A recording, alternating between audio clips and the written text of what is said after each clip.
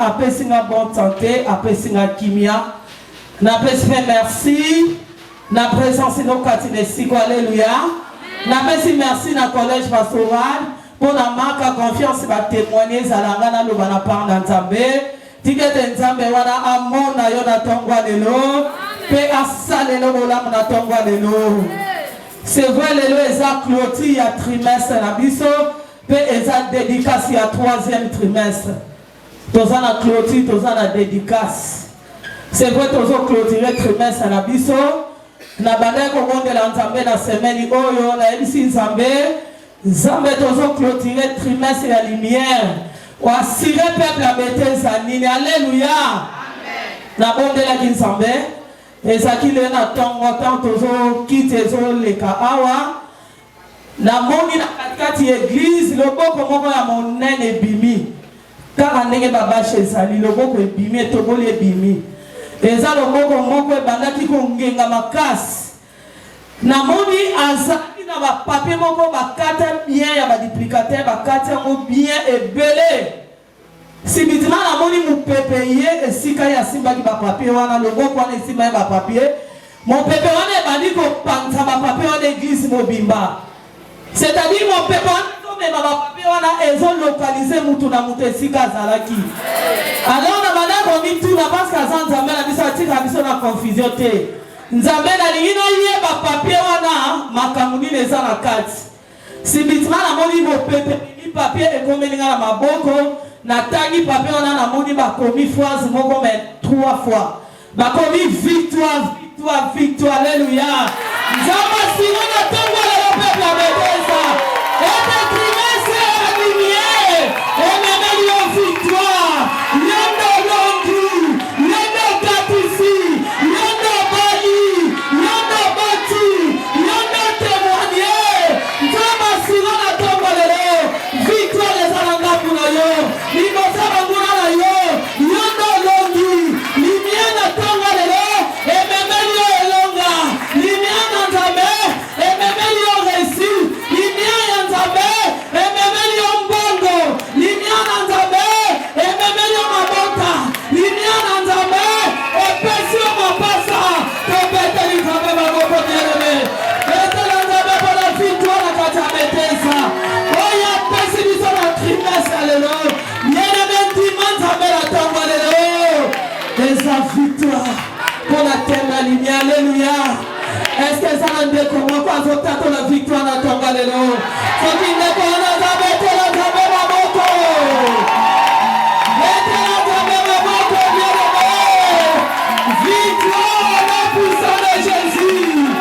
Mettez sa colonne dans ton bras, Jésus. Si tu es lumière, wana, otambola na mofina yo mobimba. Si tu es victoire, wana. Etambusa yo fina yo mobimba. Na matambo simba kitelo bile simba. Mais sinon manako meta ko simba tele simba. Et sinon quand tu dis simba kite parce que victoire ye na banda yo sika wana. M'engager na mosala. O mala bota. O témoigner na Nzambe. Kobete Nzambe baboko. C'est vrai la parole Nzambe. Azanza katika peuple abeteza na confusion te. Bien-aimé ndimela Nzambe na tongwa lelo asa malamu pona biso. C'est vrai lelo sa clôture. Toza na thème ya lumière na to clôturer te. Toza na thème ya lumière on za papesa kibiso. Toza na kati ya ne ya percé. Sous thème toza le bela na tongwa lelo l'étoile qui trouble les ennemis. L'étoile qui trouble les ennemis. Batangeli biso na lombango baleti to kotambola vraiment mbango. Dans Matthieu chapitre 2 verset 1 à 16. Matthieu chapitre 2 verset 1 à 16. Chapitre 2. Amen.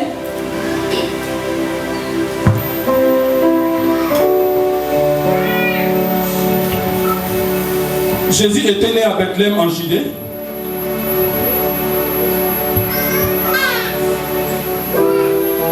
Jésus était né à Bethléem en Judée, au temps du roi Hérode. Voici les mages d'Orient arrivèrent à Jérusalem et dirent: où est le roi des Juifs qui vient de naître? Car nous avons vu son étoile en Orient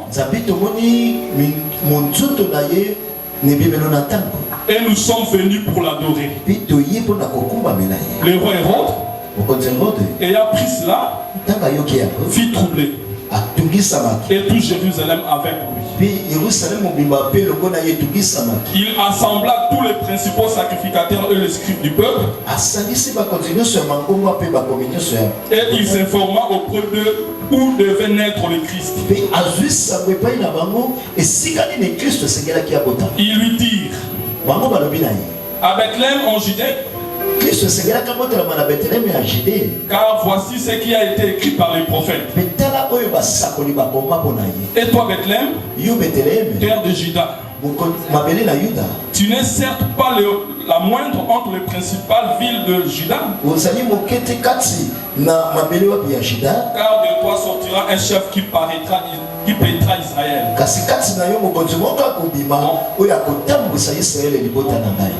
Alors Hérode fit appeler en secret les mages et s'enquit soigneusement auprès d'eux depuis combien de temps l'étoile brillait. Puis il les envoya à Bethléem en disant: allez et prenez des informations exactes sur le petit enfant. Quand vous l'aurez trouvé, faites-le moi savoir, afin que j'aille aussi moi-même l'adorer. Alors, avoir attendu le roi, ils partirent. Et voici l'étoile qu'il avait vue en Orient marcher devant eux, jusqu'à ce que temps arrivé au-dessus du lieu où était le petit enfant. Elle s'arrêta. Quand il aperçut l'étoile, il fut saisi d'une très grande joie. Ils entraient dans la maison, virent le petit enfant avec Marie, sa mère, se prosternèrent et l'adorent. Ils ouvrirent ensuite leur trésor et lui offrirent en présence de l'or, de l'encens et de le myrrhe. Puis divinèrent avertis en songe de ne pas retourner vers Hérode. Ils regagnèrent leur pays par un autre chemin. Lorsqu'ils furent partis, voici un ange du Seigneur apparut en songe à Joseph et dit: lève-toi, prends le petit enfant et sa mère, fuis en Égypte et reste jusqu'à ce que je te parlerai. Car Hérode cherchera le petit enfant pour le faire périr. Joseph se leva, prit de nuit le petit enfant et sa mère, et se retira en Égypte. Il y restera jusqu'à la mort d'Hérode, afin que s'accomplisse ce que le Seigneur avait annoncé par les prophètes: j'ai appelé mon fils hors d'Égypte. Alors Hérode, voyant qu'il avait été joué par les mages, s'est mis dans une grande colère. Et il envoya tuer tous les enfants de 2 ans et au-dessus qui étaient à Bethléem et dans tout son territoire.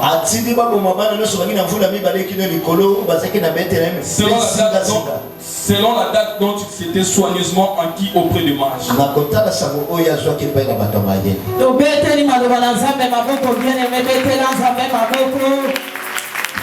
L'étoile qui trouble l'ennemi.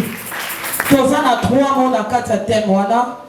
Tozana étoile, Tozana trouble, Tozana l'ennemi. Pour la définition, il y a lumière. Selon la Bible, lumière se traduit par éclairer, brûler, éliminer. Pour la définition, il y a lumière. Étoile, les amis, selon la Bible, c'est traduit par astre.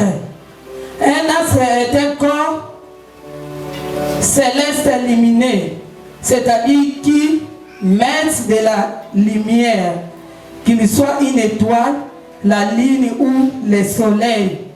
Étoile les astres, ou les illuminés, ou les lumière, ou les éclairage. Quel que soit Sandra, quel que soit Moïse, quel que soit étoile. Donc, il y a trouble, définition de la trouble. Trouble est en ligne. Selon la Bible, les troubles se traduisent par bouleversement, enlever le repos. Trouble est un bouleversement, peut être la kimia. Vie n'a pas bouleversé, mais quand bouleversé, c'est-à-dire kimia est longué par rapport à la vie, par rapport à la yo. Il y a un trouble. Ennemi à Zanan. Selon la Bible, l'ennemi se traduit littéralement par celui qui haït, qui fait souffrir. Celui qui met son prochain dans une situation désespérée.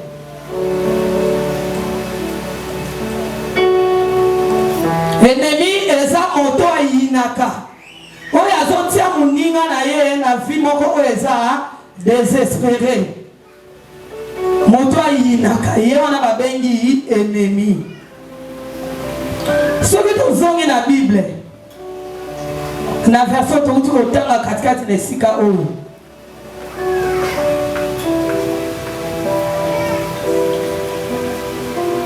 Donc on a pensé. Nzambe atali saki par rapport à étoile. C'est notre pensée en Nzambe, tant que bengi étoile. Pensée à Liboso pour marquer la nuit des époques, les années et pour répandre sur la terre la lumière. C'est-à-dire, on lit Nzambe à Liboso à quelle est la étoile. Pour être à sa différence, Moi, Boutou. P à sa différence, il y a époque, P, il y a année. Il y a un année où on n'a pas sans Zambé.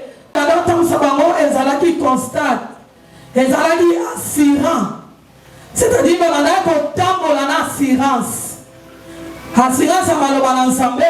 Il y a ma promesse en Zambé. Oui, alléluia.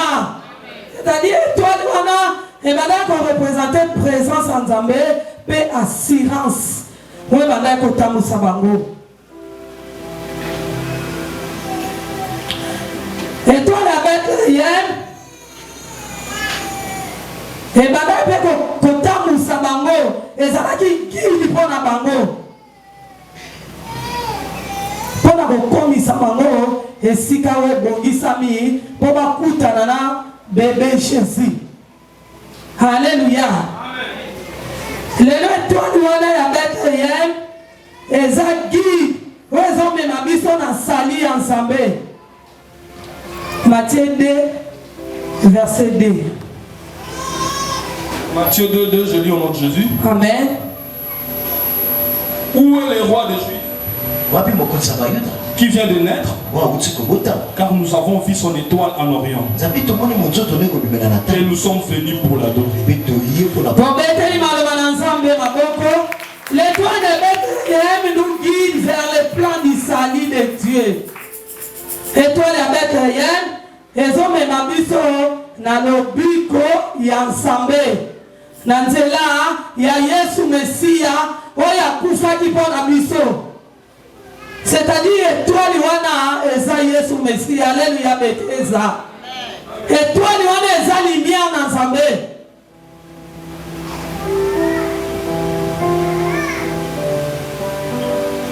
Le biko wana Jésus-Christ après ça il biso na nzela ya kosomba biso. Na nzela ya ko restaurer biso, pe azomemela biso délivrance, alléluia beteza. Étoile ya Bethléem.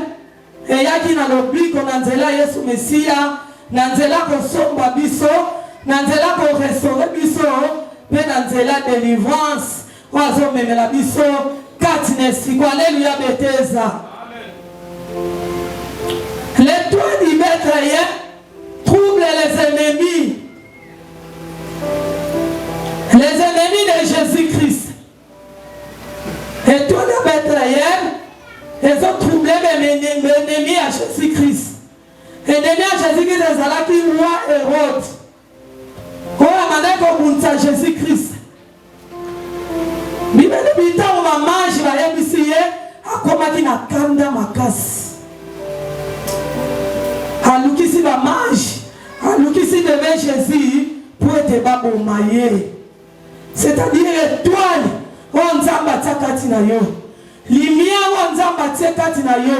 Pendant trimestre mon bimba bien aimé, ils ont troublé l'ennemi na yo. Ils ont troublé l'ennemi na yo. Ils ont troublé Mandoka Limota. Ils ont troublé Mandoka quartier. On va vous dire autant mon molay. Alléluia. À cause de la lumière aussi. Bien aimé lumière wana et Seigneur les troublements des ténèbres. N'est-ce pas qui troublé, qui bouleversé à cause il y a toi de Jésus-Christ, à cause il y a Jésus-Christ, à cause il y a lumière wana, qui bouleversé. Il y a wana l'olenge Jésus-Christ a bouleversé qui? Et roi Hérode, mais les et Seigneur a bouleversé Banguna na yo. Alléluia. Banguna va nous dire autant molay va la bouleverser. On va tellement qui peut y botate. On va tellement qui y balate. On va tellement qui y a qui va la bouleverser na tomba lelo. Va la bouleverser na vie na mobima. Et si quand y a content pour le bien-aimé, et Seigneur a bouleversé Banguna. Parce que Jésus-Christ a bouleversé qui? Hérode a continué la confusion, bien-aimé. Hérode a l'étamine à Kanda. À cause, il y a étoile. Bien-aimé, il y a un Zakatina, alléluia. Étoile, il y a une lumière. Oh, Christ a été Katina. Il y a une lumière, il y a une similité. On peut bouleverser, on peut troubler, on peut bébisa, on peut tomba, on peut zikisa, on dit on fait tellement, on peut voir ça, la réclamation, on est tellement tant que moulaï na vie na alléluia. Tombe tellement le ensemble.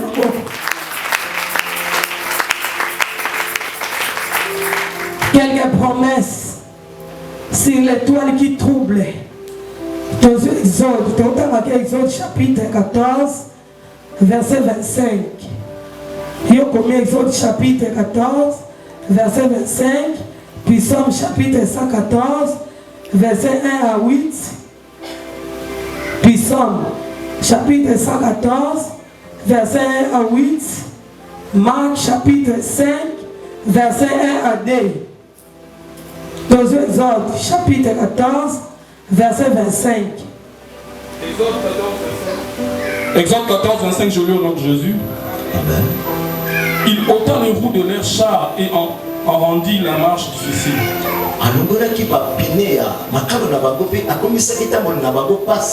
Les Égyptiens dirent alors: fuyons devant Israël, car l'Éternel combat pour lui contre les Égyptiens.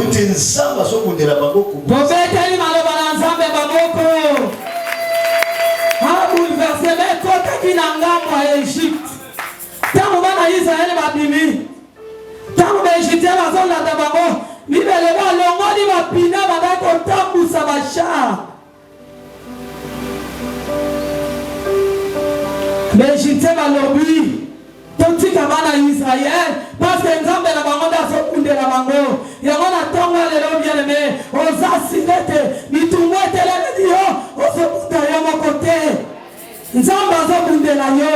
Nous avons besoin de la yo. Nous avons besoin de la yo. Asa capable. Il y a besoin de la pine. Le lenga qui n'a pas d'Égyptien. Bien aimé, nous sommes pour les cas. Nous sommes pour les kende. Nous sommes pour les longa. Bien aimé, tout le monde est ennemi. On se bouge derrière mon côté. Ma réclamation est ennemi. On se bouge derrière mon côté. nzambe aza na yo longo ndima na ntongo lelo ete oza na nzambe ndima na ntongo lelo ete nzambe aza na yo ndima na ntongo lelo lumière ezotambwisa yo ndima na ntongo lelo bien-aimé. Étoile à Israël, pardon, étoile à Bethléem. Ezaka kayemoko Yesu Messia. Tobeteli nzambe maboko. Étoile à Bethléem. Ezayemoko Yesu Messia. Eza présence en nzambe. Eza présence en Jésus-Christ. 2 Pierre 1, 19. 2 Pierre, chapitre 1, verset 19. Dans Apocalypse, chapitre 22, verset 16. Au commentaire 2 Pierre, chapitre 1, verset 19.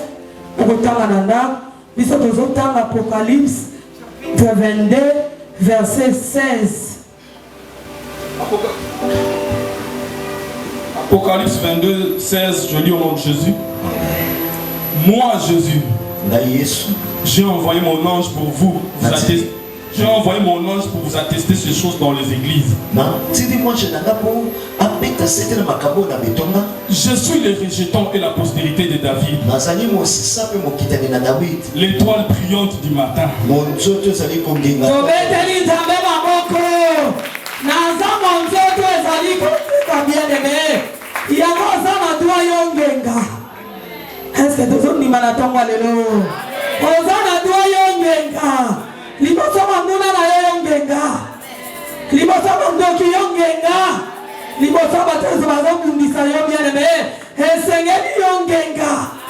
parce que Yesu Messia yenda zongenga bien-aimé yenda zakati na biso esengeli ongenga na tongo lelo nyonso kosala ngenga mosala na yo ngenga maboko na yo ngenga elevation na yo ngenga succès na yo ngenga santé na yo ngenga na tongo lelo bien-aimé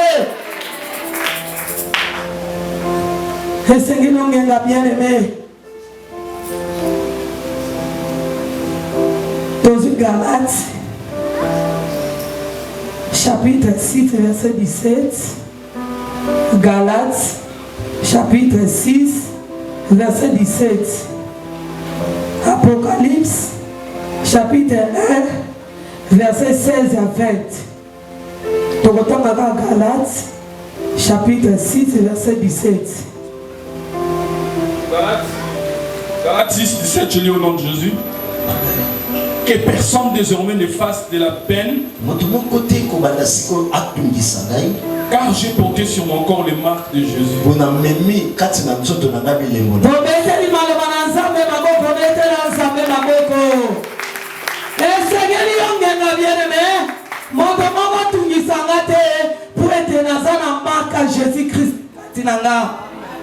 Bien-aimé, si on va dire, on a marque à Jésus-Christ. Yesu atia yo lembo elembo na kokotama nango esika yo kozala po basepela na yo elembo na bien-aimé ozana elembo kati na yo ozana marque à Jésus-Christ yango moto akosaka no aza te moto akosaka na yo te marabo akosaka na yo te manganga akosaka na yo te parce que ozana marque. Ce qui va avoir la marque à Lucifer, ils ont la marque, il y a Jésus-Christ. Ils ont gagné sa mission, ils ont gagné sa mission, ils ont gagné sa mission, ils ont gagné sa mission. Ils ont marque à Jésus Messia. Bien-aimé, ils ont la marque wana. Marque à Jésus. Jésus a tiré le lembo. Peut-être que nous n'avons pas on s'en va dans Nzambe. Poete mandoki bayebete ozamwana na Nzambe poete banganga bayebete ozamwana na Nzambe ozana marque bien-aimé onzapa kati na yo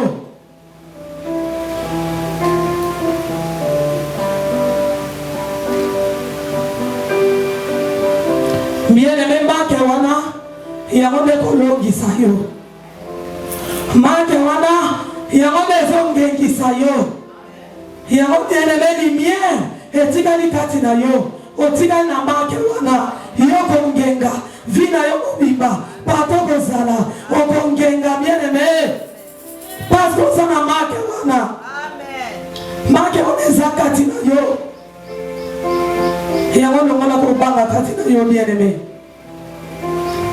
Donc clôturer lumière. Mais lumière est tigana biso vina biso mobimba. Et puis là, c'est victoire la lumière. Il y a pas de lumière. Jésus-Christ a été lembo, a été marque. Parce que vous avez bangoté. Bien aimé, vous avez bangoté. Et on est lembo, et Vandi Katina yo. Donc, Béthéliza même à Boko. Béthéliza même à Boko, bien aimé. Béthéliza même à Boko. Béthéliza même à Boko. Il est le roi des rois. Donc, le tiré thème na biso. Et c'est que soit mis au canimis.